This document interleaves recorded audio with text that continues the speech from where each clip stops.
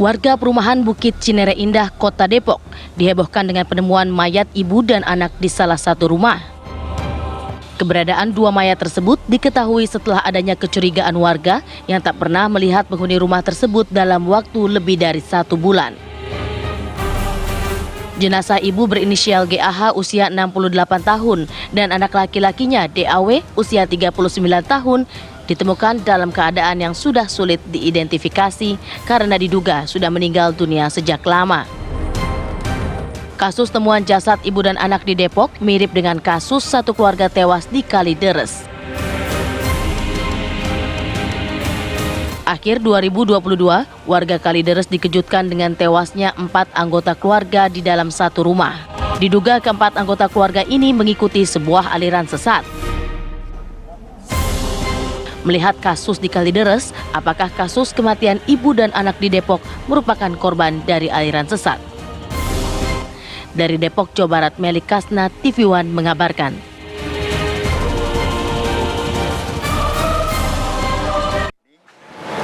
Tim forensik di bawah pimpinan Kabidokes Polda Metro Jaya sedang melaksanakan otopsi lengkap untuk melihat menganalisis jenazahnya, apa penyebab kematiannya, kemudian apakah ada unsur racun di dalam jenazahnya itu, toksin.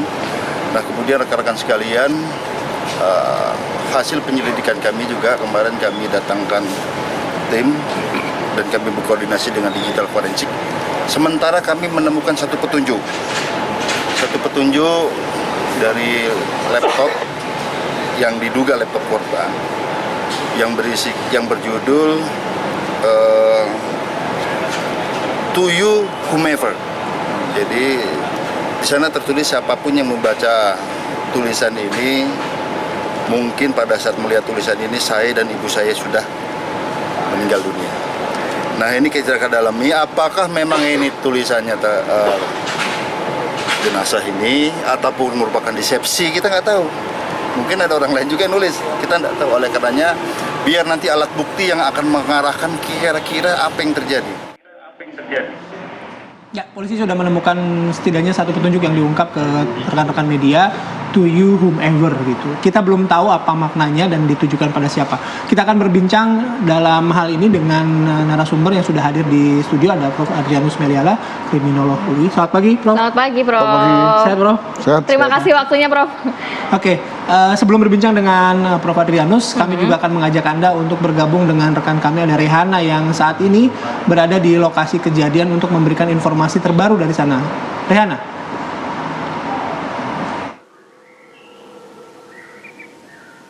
Ya baik, selamat pagi Bayu dan juga pemirsa TV One. Publik saat ini sedang digemparkan dengan penemuan salah seorang mayat yang merupakan satu anggota keluarga yang terdiri dari ibu dan juga anak.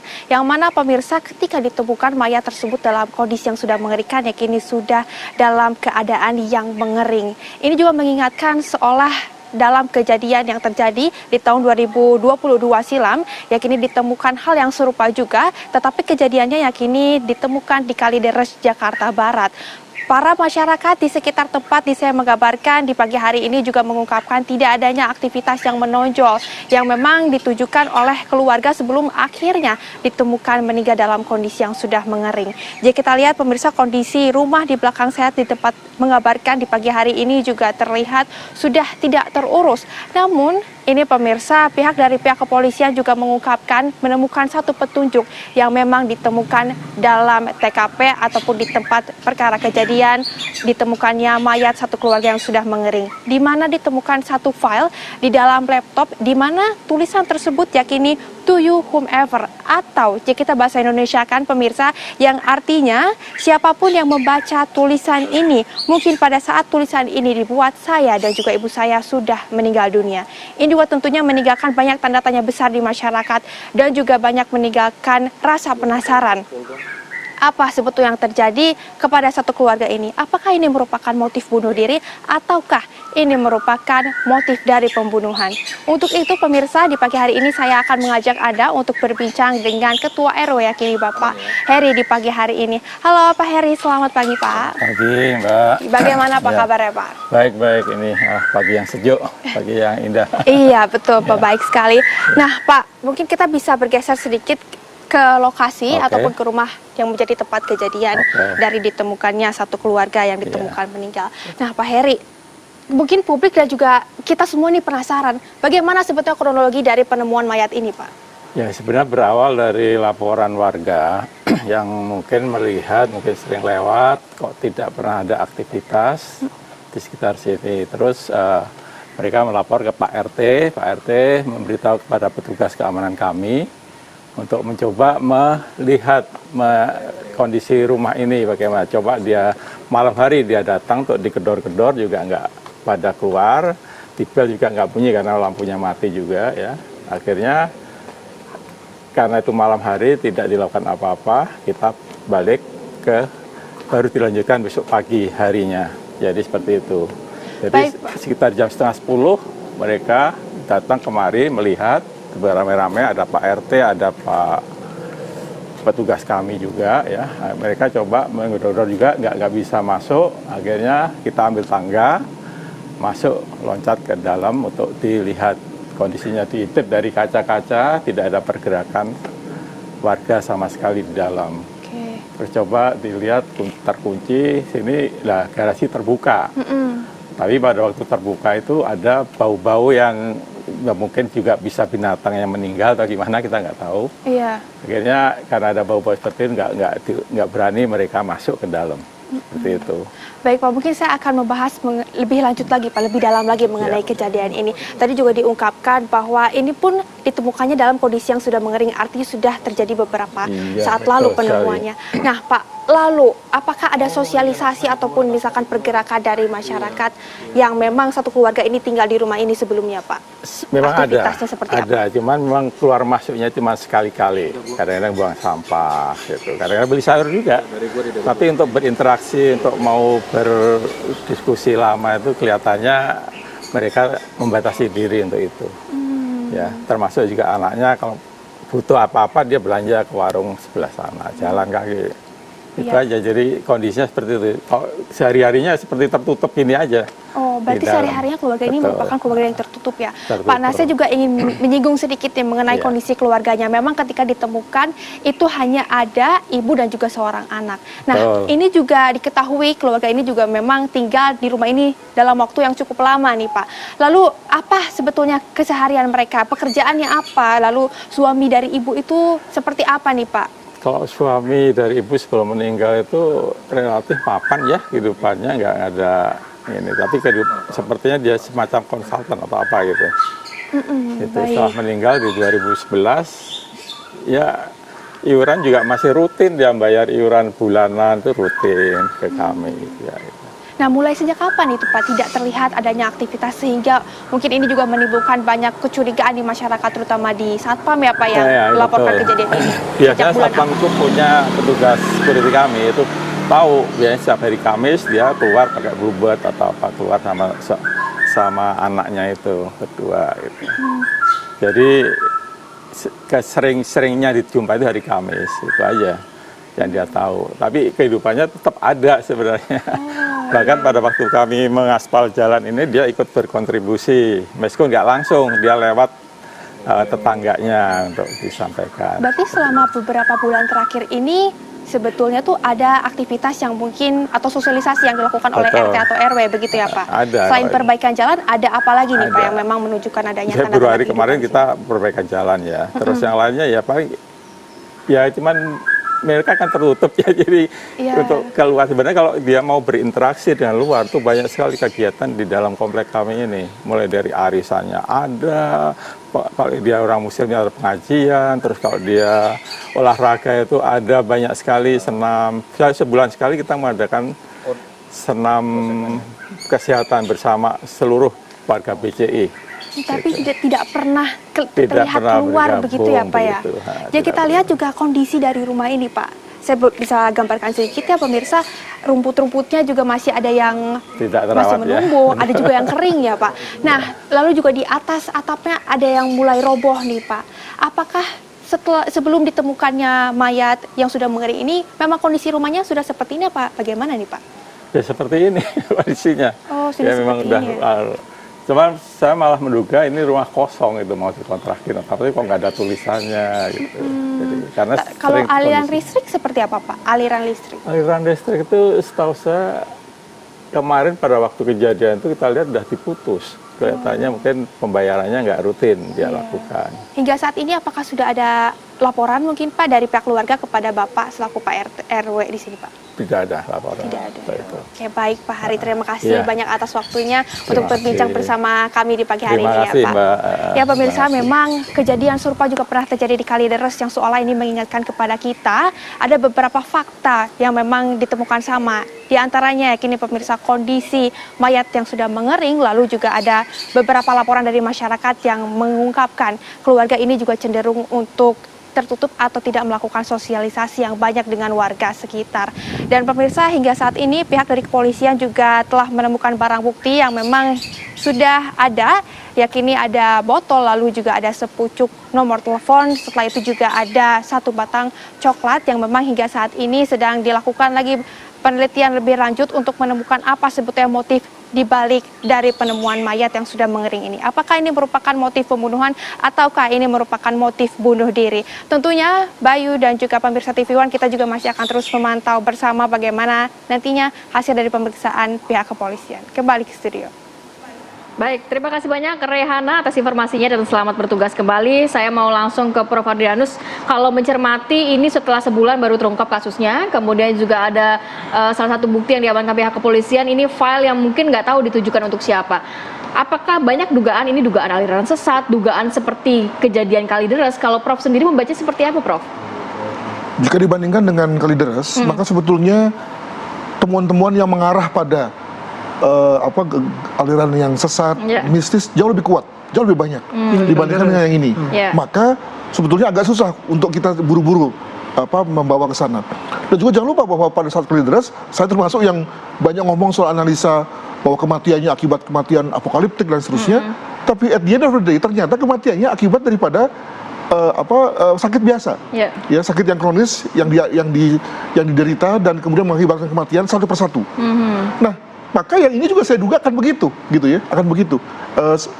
Misalnya sang ibu mungkin mengalami heart attack, jantung, jatuh di kamar mandi, di kamar mandi pembantu, lalu kemudian anak tidak bisa menolong. Saya memberi perhatian pada anaknya, seorang laki-laki usia 40 tahun hidup bersama ibu. Ini nggak biasa kan? Betul. Ya kan? Nggak biasa ini. Biasanya anak perempuan yang hidup bersama ibu. Nah, ada kemungkinan si anak ini entah karena mungkin punya keterbatasan, punya gangguan, atau juga punya permasalahan fisik yang membuat ketika ibunya mengalami serangan misalnya tidak bisa berbuat banyak. Maka perhatikan misalnya kata-kata dalam to you whoever tadi kan, jika Anda menemukan tulisan ini, maka saya dan ibu saya. Nah kan, jadi artinya asumsinya ibunya sudah meninggal, dia juga sudah dan dia juga akan mengikuti lah begitu ya. Demikian. Tapi kalau misalnya balik lagi Prof ke posisi Kalideres dan misalnya sekarang yang di Depok, ada banyak perbedaan ya, Prof tadi menyebutkan ya. Kalau misalnya di Kalideres dengan juga di Depok ini, perbedaan yang mencolok apa, Prof? Misalnya? Ya pada waktu di Kalideres misalnya lebih banyak ditemukan beberapa hal atau benda-benda yang memang biasa dipakai atau biasa terkait dengan konteks kegiatan ritual mistik, ya. Ditemukan bunga, ditemukan kapur barus, macam-macam yang ini apa sih gunanya kalau bukan untuk hal-hal seperti itu, kan gitu kan? Nah di sini kan nggak ada, di sini nggak kelihatan. Yang ada adalah coklat, dan coklat kan satu hal yang biasa sekali, kan umum sekali. Atau secari kertas berisikan nomor handphone, lah itu kan sesuatu yang umum sekali kan gitu. Jadi saya kira kita terlalu cepat kalau mau mengaitkan ke situ. Jadi dengan kemungkinan ada dua, kita perkecil saja, bunuh diri dan rasanya tidak terlihat indikasi bunuh diri, atau tadi meninggal karena sesuatu yang bersifat kronis. Tapi dugaan pembunuhan mungkin nggak terjadi kalau melihat dari TKP dan runutan kejadiannya ini, Prof? Ya kalau itu dilakukan oleh pihak ketiga, maka tadi kan sudah dikonfirmasi oleh RT atau RW bahwa tidak ada orang masuk, lalu kemudian juga dari pemeriksaan juga tidak ada yang rusak ya dari sisi pagar, pintu dan seterusnya. Maka artinya tidak ada orang lain yang masuk dan keluar, hanya mereka berdua, gitu kan. Nah, apakah lalu kemudian sang anak bunuh ibu bunuh anak? Mungkin saja, kita nggak tahu ya. Tapi yang lebih mungkin rasanya adalah ada sesuatu yang bersifat serangan fatal, ya, yang lalu kemudian menyebabkan salah satu di antaranya meninggal dan yang lain tidak bisa membantu. Gitu. Oke. Kalau Prof tadi menyampaikan ya mungkin ada sesuatu yang tidak biasa gitu. Kalaupun misalnya dalam kondisi ini misalnya kita berasumsi ibunya ada serangan fatal, serangan jantung dan lain sebagainya, tapi si anaknya rupanya tidak dalam kondisi yang ideal untuk menolong gitu ya. Betul. Oke. Dan juga jangan lupa bahwa sebetulnya hal itu biasa kalau orang mengandalkan pada dukungan sekitar. Orang teriak, orang minta tolong kepada tetangga, dan itu kan hal dia biasa. Nah, tapi juga ada orang yang memang membuat satu gaya hidup yang memang tertutup. Nah, terjadi situasi seperti ini. Oke, baik, nanti kita lanjut lagi Prof. Kami harus jeda terlebih dahulu. Apa kabar Indonesia Pagi akan kembali sesaat lagi. Oke, kembali lagi di Apa Kabar Indonesia Pagi. Prof, saat ini juga pihak kepolisian masih terus melakukan penyelidikan begitu ya. Kalau untuk melihat mayat dari korban ini kan sudah cukup lama, 1 bulan, sudah berbentuk mering dan hanya tinggal kerangkanya saja. Apakah ini sebenarnya agak sulit juga untuk mengetahui ini kematiannya karena apa? Apakah memang ada dugaan aliran sesat di sana? Tentu susah ya. Ya. Tapi yang pertama adalah bahwa untuk mengetahui siapa dia gampang ya, dibandingkan saja antara DNA yang ditemukan pada tubuh dengan misalnya yang ditemukan pada pakaian dari korban. Itu yang pertama. Yang kedua, jika misalnya ada zat-zat yang aneh-aneh, tentu masih melekat pada lambung ya, dan masih bisa diekstrak ya, masih bisa diekstrak oleh teknik kimia teknik forensik yang ada sekarang. Nah, tapi kalau kita bicara mengenai apakah pasti akibat daripada hal-hal yang bersifat klinik? Menurut saya lihat pada circumstance-nya, lihat pada TKP-nya, ada nggak sesuatu yang aneh-aneh, atau apakah dia punya rekam jejak, misalnya punya keterlibatan, punya pergaulan dengan kelompok-kelompok yang memang mendukung hal-hal seperti itu, gitu ya. Nah, itu tentu kita mesti bicara mengenai sebaiknya dikembangkan penyelidikannya dengan cara mewawancarai keluarga besar. Ini kan belum kelihatan nih keluarga besarnya mana nih, gitu kan. Nah, maka ketika keluarga besar datang, polisi bisa mewawancari atau psikolog bisa mewawancari, maka lalu bisa kemudian lebih kelihatan siapa dia dari sisi profilnya, begitu. Tapi kalau untuk tubuh korban ini terlihat nggak biasanya kalau dari kasus-kasus yang pernah Prof tangani atau Prof tahu begitu ya, kalau misalnya dugaan aliran sesat tuh ada yang berbeda nggak sih dari jasad korbannya ini? Wah, susah sekali. Ya kalau lihat daripada beberapa kasus bunuh diri massal di dunia gitu ya, maka ada yang mengambil modus gantung diri bersama-sama, ada yang meminum racun bersama-sama, ada yang sengaja membakar diri bersama-sama. Nah, ini kan sesuatu yang tidak kelihatan di sini ya. Jadi amat kasus lah dalam hal ini. Oke, kalau misalnya Prof melihat itu, jadi kalau misalnya saya bukan menyimpulkan juga ya, tapi menyampaikan begini, kalau memang dia terindikasi pada aliran-aliran yang berlainan gitu, yang sesat begitu, artinya akan ada medium-medium, ada material-material yang digunakan, seharusnya tidak ada di situ. Betul. Ya, dan juga jangan lupa bahwa kalaupun kita tidak bicara mengenai aliran sesat, artinya kita bicara mengenai agama-agama mainstream, tapi kan juga ada faksi, ada irisan dalam agama-agama mainstream yang juga keras. Saya sebut saja Kristen, ada Kristen yang keras kan, yang ortodoks lah gitu, yang puritan betul.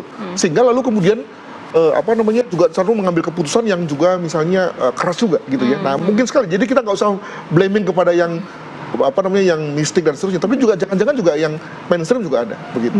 Nah, soal to you whomever gitu. Ketika tadi kita belum bicara soal spesifik soal pesan jejak yang ditinggalkan. Mungkin polisi baru menyampaikan ada tulisan di laptop. Kita tidak tahu dalam bentuk note, file tertentu, apakah memang terpampang ketika polisi masuk dan warga masuk, kan kita nggak tahu juga. Tapi untuk menyampaikan pesan, sebenarnya ketika dengan sadar begitu ya, memberikan pesan, maknanya sebenarnya apa sih Prof kalau misalnya dari kondisi seperti ini? Ya, semoga bukan desepsi ya, semoga bukan penyesatan gitu ya. Tapi bahwa memang itu memang satu niat dari yang bersangkutan untuk menyampaikan pesan agar orang tahu apa yang terjadi terkait dengan hal yang dia tidak mampu lakukan.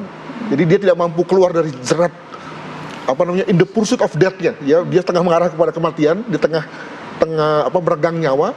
Tapi dia ingin tahu agar orang tahu bahwa mereka berdua sudah mati, begitu ya. Prof, kalau bisa menarik benang merah mungkin dari kejadian-kejadian seperti ini begitu ya. Belakangan kita tahu informasi mengenai keluarga meninggal diketahui setelah beberapa hari, kemudian juga tidak jelas apa penyebab musababnya begitu ya.